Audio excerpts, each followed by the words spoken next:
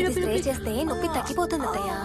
పోనీ tickets cancel చేస్తానమ్మా. కొంచెం నొప్పి తగ్గాక 2 రోజులు ఆగే వెళ్తురు గాని. మా టికెట్ల సంగతి సరేరా, మీవి ఇంటర్నేషనల్ టికెట్స్. లాస్ట్ మినిట్ లో క్యాన్సిల్ అంటే బోల్డ్ అంత పోతుంది.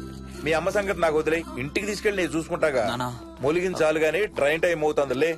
లేవే Stop it, Ranga. Ranga, stop it. అసలు నువ్వు రాత్రిపూట నడవకుండా మంచానికి గొలుసులేసి కట్టేయాలి. Stop it. పగలబండి కాబట్టి సరిపోయింది. అదే ఏ రాత్రి ట్రైన్ అయితే బెర్త దిగి ఎటో పోయేదానివి. ఏ తలుపో తీసుంటే Govinda Govinda. Stop it, Ranga. అబ్బా నువ్వు ఊరుకోనన్నా, అసలే అమ్మ నొప్పితో బాధపడుతుంటే. బాయ్ మోహిని, అక్కడ ఫ్లైట్ దిగాక ఫోన్ చెయ్యమ్మా. అలాగే అత్తయ్య. బుచ్చయ్య అయ్యా. వస్తాం. మా వాళ్ళని జాగ్రత్తగా చూసుకో. సరే అయ్యా. యాదమ్మా వస్తాం. అలాగేనయ్యా. బాయ్ మోహిని. బాయ్ మావయ్య. Happy journey. Bye. Thank you అమ్మా. Hyderabad to Paris 10 hours journey. First class seats beds లా ఉంటాయి. ఆలోచించు మరి. అసలు ఆ క్షణం గురించి నేను ఆలోచించని క్షణమే లేదు. ఆ బెడ్స్ లాంటి సీట్స్ మీద నువ్వు నేను, అబ్బా తలుచుకుంటే నా ఒళ్ళంతా వేడెక్కిపోతుంది. ఏంటంటే మ్మ్. కావాలంటే ఒక్కసారి టచ్ చేసి చూడు. ఇప్పుడా? మ్మ్. ఇప్పుడే. టచ్ తో ఆగలేనేమో. అయితే మానే.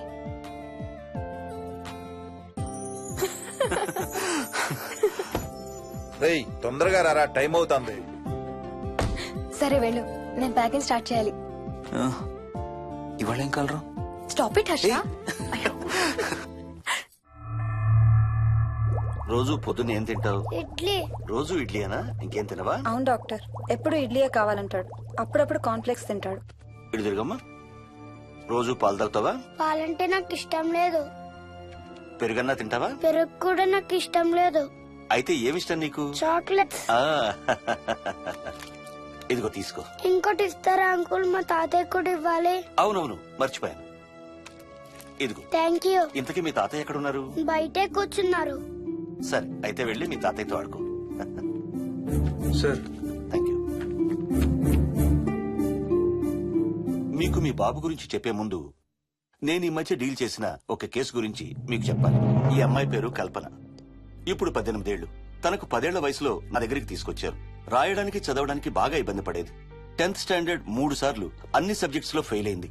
తనకి చదువు రాదనే డిప్రెషన్ తో ఆత్మహత్య కూడా ట్రై చేసింది. అలాంటి అమ్మాయి సడన్ గా ఒక రోజు పుస్తకాలు తీసుకుని రూమ్ లోకి వెళ్లి గంటలు గంటలు చదవడం స్టార్ట్ చేసింది. 10th స్టాండర్డ్ 96% తో పాస్ అయింది. ఎలాగమ్మా అని అడిగితే వాళ్ళ నాన్నగారు రోజు వచ్చి చదువు చెప్పి హెల్ప్ చేశారంది.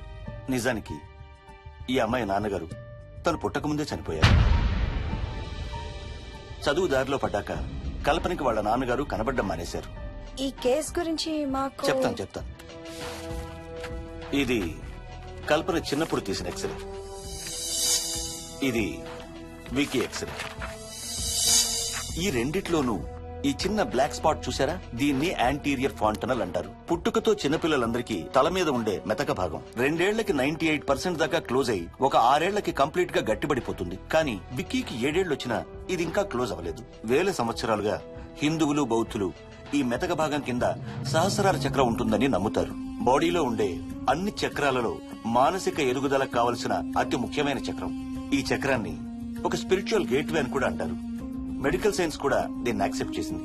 సైన్స్ చెప్పేదాన్ని వేదాంతం చెప్పేదాన్ని కలిపి సింపుల్ గా చెప్పాలంటే పసిపిల్లలకు కొంత ఏజ్ వచ్చే వరకు మనకు కనబడని అంతుపట్టని ఆత్మల ప్రపంచంతో ఒక ఆధ్యాత్మిక అదే ఒక స్పిరిచువల్ కనెక్షన్ ఉంటుంది. అంటే వాళ్ళకి ఆత్మలు కనపడతాయా? వాళ్ళకి ఆత్మలు కనబడొచ్చు, వాళ్ళు ఆత్మలతో మాట్లాడొచ్చు, ఆత్మలు చెప్పే వినొచ్చు. కల్పనకి ఎప్పుడైతే గట్టిపడిందో తనకి వాళ్ళ నాన్నగారు కనబడ్డం మానేశారు. విక్కీ విషయంలో కూడా అలాగే జరగచ్చు అనుకుంటున్నాను. వావ్, ఏంటి నమ్మలేకపోతున్నారా? సబ్జెక్ట్ చాలా హెవీగా ఉంది. Sorry, no offence. కొంచెం నమ్మలేనట్టుగానే ఉంది సార్. మనకు అర్థం కాని చాలా విషయాలు కొంచెం నమ్మలేనట్టుగానే ఉంటాయి. దయ్యాలను చూసినప్పుడు కుక్కలు మురుగుతాయంటారు. సునామీలు భూకంపాలు వచ్చేటప్పుడు జంతువులకి పక్షులకి ముందే తెలుస్తాయంటారు. వాటికి మనకు తెలియని ఏదో సెన్స్ ఉంది. అలాగే చిన్నపిల్లలకు కూడా వాళ్ల ప్రపంచం గురించి మనకు చాలా తక్కువ తెలుసు. కొన్ని బ్లైండ్ గా నమ్మాలంతే. విక్కీకి వాళ్ళ తాతగారు నిజంగా కనబడుతున్నారా లేక అలాని ఊహించుకుంటున్నాడా అనేది మనం నమ్మేదాన్ని బట్టి ఉంటుంది. అదే నిజమైతే వాళ్ళ తాతగారు తన కోసం ఎందుకు వచ్చారో ఏదో ఒక రోజు విక్కీయే మనకు చెప్తాడు. ఒకవేళ విక్కీ వాళ్ళ తాతగారిని ఇమాజిన్ చేసుకుంటుంటే చేసుకోనివ్వండి, ఇట్స్ హెల్దీ. తనకి పాలు పెరుగు ఇష్టం లేదు కాబట్టి కాల్షియం సప్లిమెంట్ ఏదైనా ఇవ్వండి. ఇది త్వరగా గట్టిపట్టడానికి హెల్ప్ అవుతుంది. మోస్ట్ ఇంపార్టెంట్లీ మీ అబ్బాయికి బాగా దగ్గర అవడానికి ట్రై చేయండి. తనతో హోంవర్క్ చేయించండి, ఆడుకోండి, బయటికి వెళ్ళండి, రోజుకు ఒక్కసారైనా కలిసి భోంచేయండి. విక్కీలో చాలా మార్పు చూస్తారు. చాలా బాగుంది, తీసుకో. అయితే నేను తినేస్తా. వికీ దా.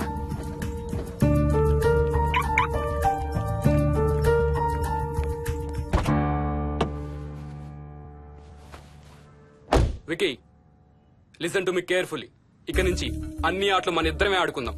నీకెప్పుడు ఆడుకోవాలనిపించినా నన్ను పిలు, నేనొచ్చి నీతో ఆడతాను. తాతతో గాని రాజుతో గాని ఆడుకోవటం మానేయాలి, అర్థమైందా? తాత అంటే నాకు చాలా ఇష్టం డాడీ. తాత చచ్చిపోయాడు, ఈ లోకంలో లేడు. నువ్వు పుట్టక ముందే చచ్చిపోయాడు, అర్థమైందా?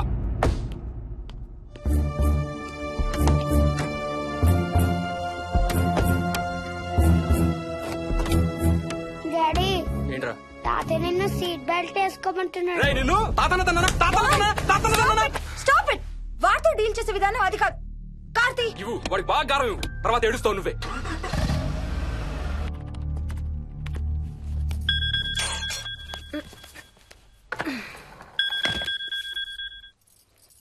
హలో, హాయ్ బేబ్స్, ఏంటి ఏం చేస్తున్నావు? ప్యాకింగ్. ఎప్పుడు వస్తున్నావు? బయలుదేరుతున్నాను. Hey, you know something? కాసేపట్లో మన ఇద్దరం మైల్ హై క్లబ్ లో మెంబర్స్ అవబోతున్నాం. మైల్ హై క్లబ్బా? ఏంటది? మన ఫస్ట్ నైట్ భూమికి 10 కిలోమీటర్ల పైన ఒక ఫ్లైట్ ఫస్ట్ క్లాస్ క్యాబిన్ లో జరగబోతుంది. అలా ఆకాశంలో శోభనం చేసుకున్న వాళ్ళందరూ కలిసి ఒక క్లబ్ పెట్టుకున్నారు. సో మనకు కూడా ఆ క్లబ్ లో మెంబర్షిప్ వస్తుంది. నాకేం అక్కర్లేదులే ఆ క్లబ్ లో మెంబర్షిప్. కానీ నాకు కావాలి. అసలు ఎంతమందికి వస్తుంది చెప్పు ఇలాంటి ఆపర్చునిటీ? మొదటి రాత్రి, మొదటిసారి భూమికి 36,000 ఫీట్ పైన ఒకే దుప్పట్లో ఇద్దరం. ఛీ, కంపు. హే, దుప్పటా నేనా? అది కాదు, ఇంట్లో మళ్ళీ ఆ మందు కంపొస్తుంది. అసలు మా ఎవరికి రాని కంపు నీకెలా వస్తుంది? ఓహో, మర్చిపోయాను, నీ చాలా సెన్సిటివ్ ముక్కు కదా. చాలే ఆపు, తొందరగా బయలుదేరు. ఏ హర్ష, ఆ, ఎన్నింటికి రా ఫ్లైట్? నైట్ 11:30కి రా. Honeymoon in Paris, you lucky bugger. All the best. Thank you రా. ఆల్ ది బెస్ట్ రా. రే, థ్యాంక్స్ రా. రే, డౌట్లు ఏమైనా వస్తే ఫోన్ చెయ్యి. ఏం డౌట్లు? హర్ష, హర్ష, సార్, కొంప మునిగింది.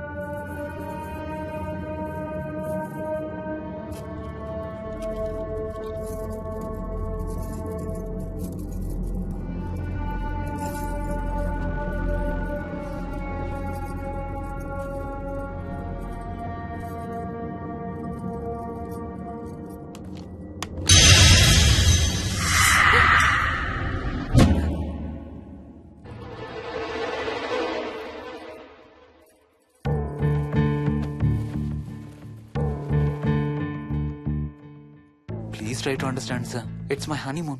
ఫ్లైట్ టికెట్స్, హోటల్ రూమ్ కి అన్నిటికీ ఆల్రెడీ పే చేసేసాను. ఇప్పుడు లాస్ట్ మినిట్ లో క్యాన్సిలేషన్ అంటే మొత్తం పోతుంది. నువ్వు ఇప్పుడు బెంగళూరు వెళ్ళకపోతే మన కంపెనీ మూసేయాల్సి వస్తుంది. అలా కాదు sir. Harsha, please try to understand. ఒక్క కంప్యూటర్ కాదు, మొత్తం మెయిన్ ఫ్రేమే కొలాప్స్ అయిపోయింది. బీపీ ఆపరేషన్స్ మొత్తం షట్ డౌన్ అయిపోయాయి. నువ్వు బెంగళూరు వెళ్ళాలంతే, తప్పదు. మార్నింగ్ ఫస్ట్ ఫ్లైట్ లో తిరిగి వచ్చేద్దు గానీ నీ హనీమూన్ కి రేపు వెళ్ళు. కావాలంటే ఖర్చులన్నీ కంపెనీ భరిస్తుంది. Sir, I can't sir. కాంటూ లేదు, గీంటూ లేదు. నువ్వు వెళ్ళకపోతే నా ఉద్యోగమే కాదు, నీ ఉద్యోగం కూడా పడుతుంది.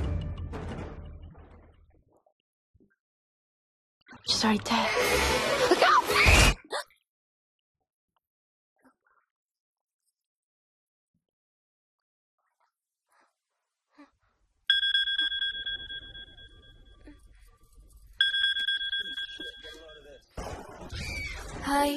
ఏంటి అరుపులు కేకలు? సినిమా చూస్తున్నాను. మళ్ళీ ఇంకో హారర్ సినిమానా? ఏంటి ఇంకా రాలేదు? బ్యాడ్ న్యూస్, మనం ఇవాళ నైట్ వెళ్ళడం లేదు. వాట్? ఏమైంది? బెంగళూరులో సర్వర్స్ అన్ని డౌన్ అట. సో నన్ను అర్జెంట్ గా అక్కడికి వెళ్ళమంటున్నారు. ఎప్పుడు? ఇంకో 2 hours లో ఫ్లైట్ ఉంది. ఇంటికి వచ్చే టైం కూడా లేదు. ఎప్పుడు వస్తావు? మార్నింగ్ ఫ్లైట్ లో వచ్చేస్తాను. మరి మన టికెట్స్? రీషెడ్యూల్ చేస్తాను. రేపు ప్యారిస్ కి ఫ్లైట్ లేదు, ఎల్లుండి ఉంది. అబ్బా, ఆ మైల్ హై క్లబ్ లో ఈ రాత్రికి మెంబర్ని అయిపోవచ్చని ఎంత ఎక్స్పెక్ట్ చేశానో తెలుసా? హే, డోంట్ వరీ స్వీటీ, ఏముంది, ఎల్లుండి నైట్ మెంబర్స్ అవుదాం. ఇవాళ నీ కోసం నీ ఫేవరెట్ కలర్ బ్లాక్ వేసుకున్నాను తెలుసా? ఏ, అసలే చిరాగ్గా ఉన్నాను ఇంకా ఉడికించు. Okay baby, I have to go. Sorry, ఒక్కదాన్ని వదిలేసి వెళ్తున్నాను. తొందరగా వచ్చే. నువ్వు మార్నింగ్ లేచేసరికి వచ్చేస్తాను. Okay, love you. Love you, bye.